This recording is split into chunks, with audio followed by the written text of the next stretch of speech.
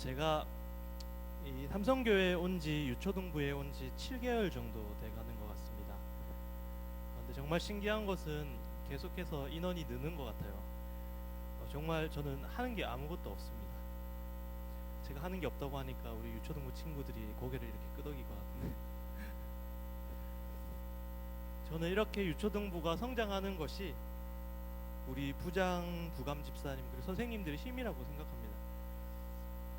우리 보통 부교역자에게 선생님들이 양육받지 않습니까? 근데 우리 삼성교회 유초등부는 특이하게 제가 선생님들한테 교육받고 있습니다. 저희 유초등부 초등학교 1학년부터 6학년 이 나이대를 아동기라고 부릅니다. 신대원에서 교회 교육이라는 수업이 있는데 그때 배운 영어로는 이 아동기를 회심의 호기라고 부릅니다. 이 회심의 호기라는 것이 뭐냐면 이 모든 시기 중에서 가장 회심할 확률이 높은 시기라고 합니다. 그래서 우리 유초등부 친구들이 이제 수련회를 떠나게 되는데 우리 성도님들이 가서 친구들이랑 같이 재밌게 노는 것도 중요하고 같이 친해지는 것도 중요하지만 우리 친구들이 예수님을 인격적으로 만나 예수님을 영접하는 우리 친구들이 될 수 있도록 우리 모든 성도님들이 좀 기도해 주셨으면 좋겠습니다. 우리 잠시 수련회에 다뤄질 내용들을 소개해 드리자면 이번 주제를 이루는 세 가지 키워드가 있습니다. 우리 밖에 나와 있는 단어들인데 첫 번째 키워드는 뭐냐면 변화입니다. 변화. 뒤쪽에 있는 변화입니다. 갈라디아서 2장 20절 내가 그리스도와 함께 십자가에 못 박혔나니 그런즉 이제 내가 사는 것이 아니요 오직 내 안에 그리스도께서 사시는 것이라. 이 말씀을 근거로 우리가 예수님을 믿어서 내 안에 오시면 우리의 죄된 옛 성품이 새 성품으로 변화하게 됩니다. 우리 유초등부 예배 시간에 하는 동작들이 있는데 우리 오늘 유초등부 헌신 예배니까 우리 모든 성도님들이 좀 따라 하시면서 함께 해주셨으면 좋겠습니다. 그래서 이 시커먼 이 손등이 옛 성품을 가리키는 것입니다. 그리고 이 새하얀 손바닥이 새 성품을 얘기하는 겁니다. 그래서 변화 이렇게 하시면 됩니다. 다 같이 시작. 변화. 잘하셨습니다. 자, 이 두 번째 키워드는 성장입니다. 성장. 베드로후서 2장 5절에 보면 그러므로 너희가 더욱 힘써 너희 믿음의 덕의 지식을 지식의 절제를 절제의 인내를 인내의 경건에 형제우애의 사랑을 더하라는 말씀을 근거로 우리가 예수님을 믿고 변화되었으면 예수 그리스도를 닮아 믿음에서 사랑까지 계속해서 성장한다는 것입니다. 그래서 두 번째 키워드는 성장입니다. 성장은 계단으로 성장해 주시면 됩니다. 시작. 성장. 네. 세 번째 키워드는 열매입니다. 갈라디아서 5장 22절 말씀을 근거로 오직 성령의 열매는 사랑과 희락과 화평과 오래 참음과 자비와 양선과 충성과 온유와 절제니 이와 같은 것을 금지할 법이 없느니라. 그래서 우리가 변화하고 예수님을 믿어서 변화하고 성장한 그리스도인은 세상에 나아가서 열매를 맺게 되는데 그것이 바로 성령의 9가지 열매라는 것입니다. 그래서 성령의 열매를 생각하시면서 열매 해주시면 됩니다. 시작. 네, 이 세 가지 키워드가 우리 유초등부 수련회의 핵심입니다. 이 세 가지 키워드를 한 구절로 다시 압축하면 바로 오늘 읽은 이 본문이 되는 것입니다. 우리가 자주 하는 말 중에 예수 그리스도의 마음을 품자, 예수 그리스도의 마음을 가지자, 예수님을 본받는 자가 되자라는 말을 하는데 오늘 본문을 통해서 흉내내기와 본받기라는 제목으로 이 예수님의 마음을 품는 것이라는 게 뭔지, 닮아간다는 게 뭔지, 예수님을 본받는다라는 게 무엇인지 함께 나눠보도록 하겠습니다. 한 소년이 닭을 키웠답니다. 그래서 이 소년이 그 닭을 계속 키우면서 달걀을 낳는 모습을 너무 보고 싶었답니다. 그래서 이 닭이 달걀을 낳을 때까지 정성스럽게 돌보아 주었답니다. 그래서 닭이 달걀을 낳았는데 이 소년이 자기가 생각했던 것보다 이 달걀이 훨씬 작다고 느꼈습니다. 그래서 이 소년은 시장에 가서 무엇인가를 사서 비닐봉지에 넣어서 이 닭 앞에 딱 꺼내 놓았답니다. 그것이 무엇이었냐면 바로 타조알이었습니다. 그래서 소년이 닭 보고 얘기하는 겁니다. 닭아, 이 타조알을 보면서 열심히 노력하면 너도 이 타조알을 낳을 수 있을 거야. 이렇게 얘기했답니다. 우리 유초등부 친구들에게 질문할게요. 닭이 타조알을 낳을 수 있을까요? 없을까요? 왜 못 낳을까요? 그렇지. 닭은 타조가 아니니까, 그죠? 이것과 마찬가지로 우리가 아무리 노력한다고 해서 예수님이 될 수 없습니다. 아무리 노력한다고 해서 예수님처럼 할 수 없습니다. 왜냐하면 예수님은 하나님이시고 우리는 피조물이기 때문입니다. 하나님이 하나님 되시는 속성을 신학적 용어로 비공유적 속성이라고 부릅니다. 피조물인 또 인간인 우리가 아무리 흉내내려고 해도 따라하려고 해도 할 수 없는 것이 있다는 것입니다. 모든 것을 할 수 있는 전능성이라든지 모든 것을 아시는 전지성이라든지 모든 곳에 계시는 무소부재하심이라든지 절대로 변하시지 않으시는 불변성 같은 것은 하나님만 가질 수 있는 속성입니다. 또 예수님은 하나님의 아들이시고 예수님은 우리의 죄를 대속하셨고 우리를 위해 십자가에서 죽으심으로 우리를 구원해 주셨습니다. 이런 일 또한 예수님만 하실 수 있는 일이고 인간인 우리가 절대로 따라 해서도 안 되고 따라 할 수도 없는 것입니다. 제가 전에 사역했었던 교회에는 기도원을 운영하였습니다. 그 기도원 특성상 기적과 이적을 강조하시는 부흥사 목사님들이 굉장히 많이 오셨습니다. 한 부흥 강사 목사님은 자신이 기도원에서 기도를 하다가 성령의 충만함을 입어서 자기가 무슨 일이든 다 할 수 있을 거라는 느낌을 받았답니다. 그래서 산을 내려오다가 물이 고여있는 큰 웅덩이 앞에 서서 나도 왠지 예수님처럼 물 위를 걸을 수 있을 것 같다는 생각이 들었답니다. 그래서 과감하게 물 위에 두 발을 디뎠는데 빠졌답니다. 또 어떤 강사는 오병이어의 기적을 일으킨 예화를 드셨는데 한 선교사님이 선교지에서 예수님처럼 몇 개의 도너츠를 가지고 몇백 명의 사람을 먹였다는 일을 얘기하시면서 우리도 기도하고 노력하면 예수님처럼 이러한 기적을 일으킬 수 있다고 얘기하셨고 또 우리가 귀신을 어떻게 쫓아내는지에 대한 방법은 덤으로 가르쳐 주셨습니다. 저는 과연 그것이 사실인가 또 아닌가를 떠나서 과연 그런 것이 우리에게 무슨 의미가 있을까 고민해 봅니다. 예수님께서 이런 일들을 행하신 것은 사람들이 이 일을 흉내내거나 따라하라고 행한 것이 아닙니다.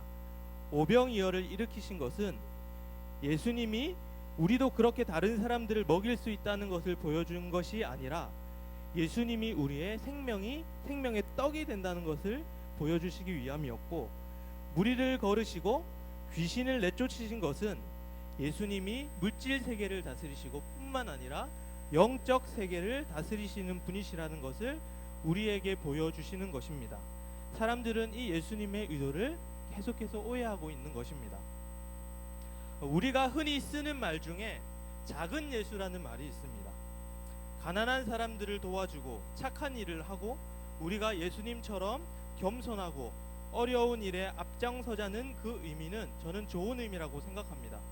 그러나 작은 예수라는 말을 사용한 그 배경을 살펴보면 위험성을 가지고 있다는 것입니다. 이 작은 예수라는 말이 등장하게 된 당시 19세기의 미국과 유럽의 신학적 입장은 예수 그리스도를 이야기할 때 예수님을 윤리적 모델로 생각했습니다. 예수님이 윤리적 본이 된다고 생각했지 예수님이 십자가 예수님의 십자가 죽음이 대속이라는 것을 믿지 않았고 믿는 것을 거부하던 때입니다. 그래서 예수님이 십자가에서 우리를 위해서 죽은 그 십자가의 대속에 관한 것보다는 좀 더 상식적인 것을 바라보자는 것입니다. 예수님이 어렵고 가난한 사람들을 바라보며 무엇을 이야기하셨을까라든지, 또 예수님이 불의한 자를 위하여 무엇이라고 말씀하셨는가라든지, 그것을 보면서 우리도 예수님을 본받아서 예수님처럼 행동하자라고 하면서 우리도 작은 예수가 돼야 되지 않겠는가라고 말하고 있는 것입니다. 이러한 견해들은 그럴싸해 보이지만 예수님의 십자가 죽음이 대속이라는 것을 믿지 않고 예수님의 윤리적 면만을 본받자라고 주장하는 이 견해는 바로 자유주의 신학의 견해입니다. 이러한 견해들은 윤리적인 면에서 굉장히 강조를 많이 했습니다. 요즘 시대에도 우리는 이 윤리적인 면을 강조해야 한다는 것은 맞다고 생각하지만, 그러나 윤리적인 면만 강조해서는 안 된다고 생각합니다. 이것은 기독교가 되게 하는 본질적인 의미를 놓치고 있는 것이라고 생각합니다. 우리가 예수님의 생애에 대해서 성경을 보면서 예수님이라면 어떻게 하셨을까라는 윤리적 측면보다 더 중요한 것이 있다면 예수님이 우리를 위하여 무엇을 하셨는가에 대한 고민을 하는 것입니다.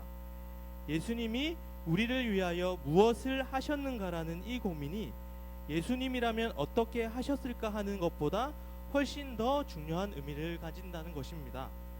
예수님은 무엇을 하셨습니까? 예수님은 십자가에 달려 죽으셨습니다. 그리고 고난을 당하셨고 우리를 구원케 하셔서 우리가 그리스도와 연합한 사람이 되게 하셨습니다. 그럼에도 우리는 종종 주변에서 보는 대로 그리스도에 대한 그 은혜에 대한 강조 없이 윤리적인 것들만 말한다는 것이 문제입니다. 우리가 예수님처럼 살아갈 수 있는 것은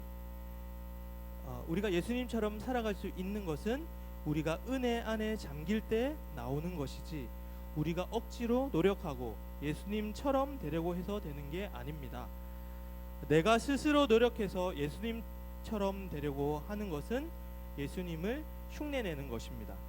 그러나 주님이 나를 위해 죽으셨고 주님이 나를 구원하셔서 영원한 생명을 주셨다는 것을 우리가 믿으면 그 은혜 가운데 행할 때 바로 예수님을 본받는 사람이 될 수 있다고 생각합니다. 정리하자면 예수님을 흉내내는 것은 내가 노력해서 나의 힘으로 나의 공로가 행동의 동기가 되는 것이고, 예수님을 본받는다는 것은 은혜의 힘이 그리스도의 공로가 행동의 동기가 되는 것입니다. 다시 한 번 더 말씀드리면 예수님을 흉내내는 것은 내가 노력해서 나의 힘으로 나의 공로가 행동의 동기가 되는 것이고, 예수님을 본받는다는 것은 그리스도의 은혜의 힘이 그리스도의 공로가 우리의 행동의 동기가 된다는 것입니다. 바울이 오늘 빌립보서에서 얘기하고자 하는 것의 핵심이 무엇이냐면, 너희는 예수님처럼 되려고 스스로 노력하는 것, 즉 예수님을 흉내내라고 말하는 것이 아니라 예수님께 받은 그 은혜가 동기가 되어서 예수님을 따라 사는 것, 그것이 바로 예수님을 본받는 것이다 라고 얘기하고 있습니다. 너희 안에 이 마음을 품으라. 곧 그리스도 예수의 마음이니 그는 하나님의 본체시나 하나님과 동등됨을 취할 것으로 여기지 아니하시고 오히려 자기를 비워 종의 형체를 가지사라고 말하는 것은 너희도 배워서 예수님처럼 종의 모습이 되라고 하는 것이 아니라, 우리가 그렇게 낮출 수 있는 그 이유와 동기가 예수님께서 자기를 비워 낮추셨기 때문에, 우리를 구원하셨기 때문에 우리가 그렇게 행동할 수 있다는 것입니다. 너희에게 만일 은혜가 있거든, 예수 그리스도가 너희를 위하여 십자가에 죽으셨다는 그 믿음에 대한 확신이 있거든, 그리스도와 연합한 자가 되었거든, 성령의 교제가 되었거든, 그러면 낮추라라고 말씀하고 있는 것입니다. 그러니까 우리가 스스로를 낮출 수 있는, 자신을 낮출 수 있는 그 근거가 어디에 있습니까? 그것은 바로 은혜에 있는 것입니다. 유초등부 수련의 키워드인 믿음, 덕, 지식, 절제, 인내, 경건, 형제우애, 사랑, 희락, 화평, 오래 참음, 자비, 양선, 충성, 온유, 절제, 이 모든 것이 그리스도의 은혜가 동기가 되어서 우리가 행할 수 있다는 것입니다.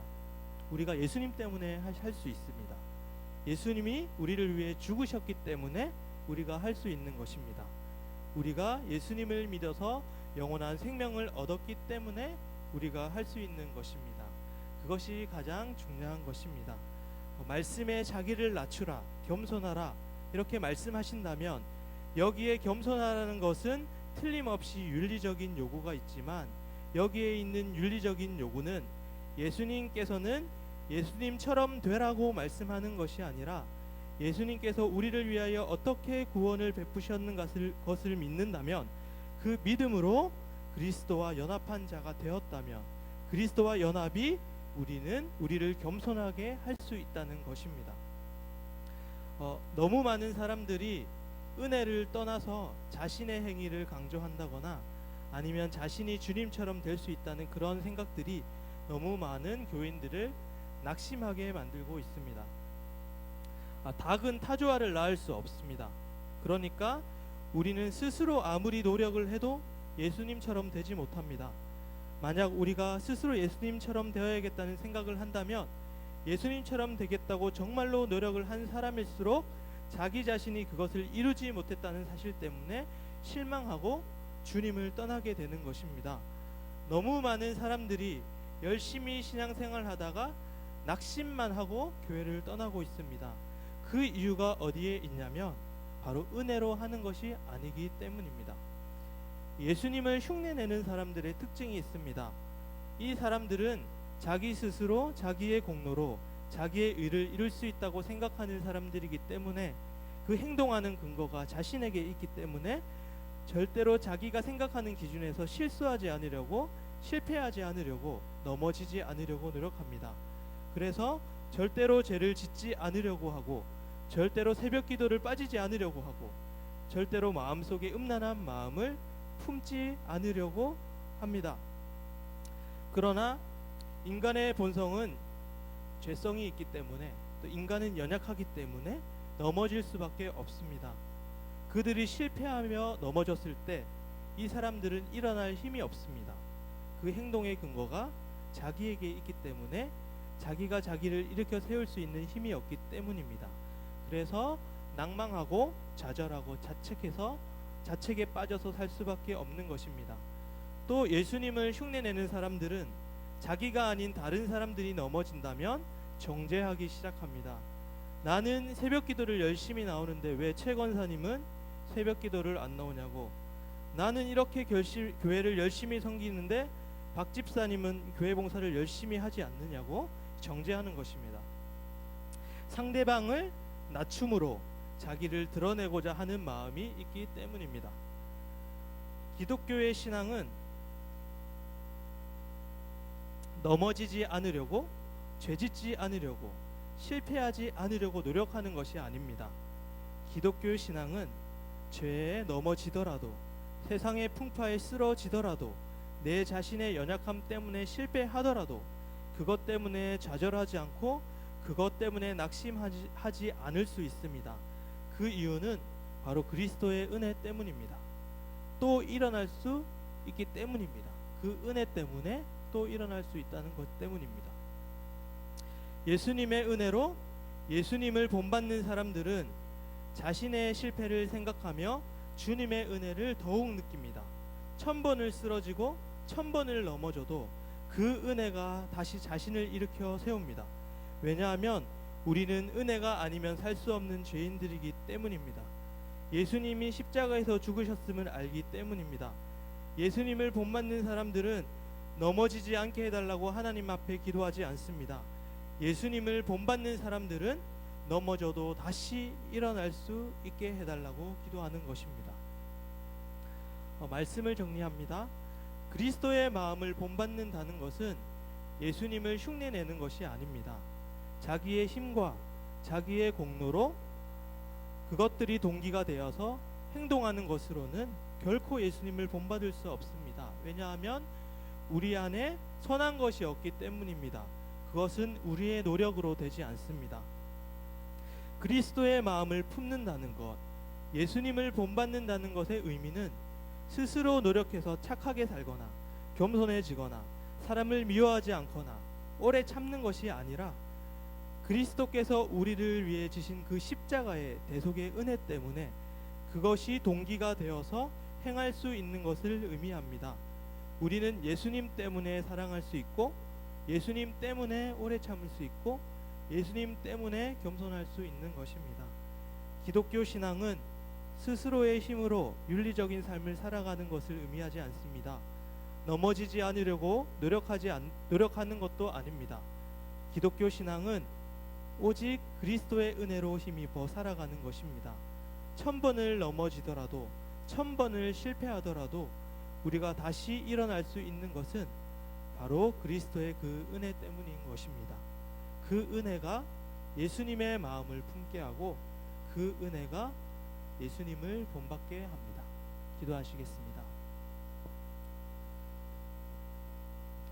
하나님, 우리가 1000번을 넘어지고 실패하더라도 좌절하지 않고 두려워하지 않는 것은 그리스도께서 또 나를 일으켜 세우실 것을 믿기 때문입니다. 예수님을 흉내내기에 급급한 인생이 아니라 그리스도의 대속의 은혜로 그리스도의 공로로 예수님을 본받는 우리 유초등부 친구들 모든 성도님들이 되기를 예수님의 이름으로 기도합니다.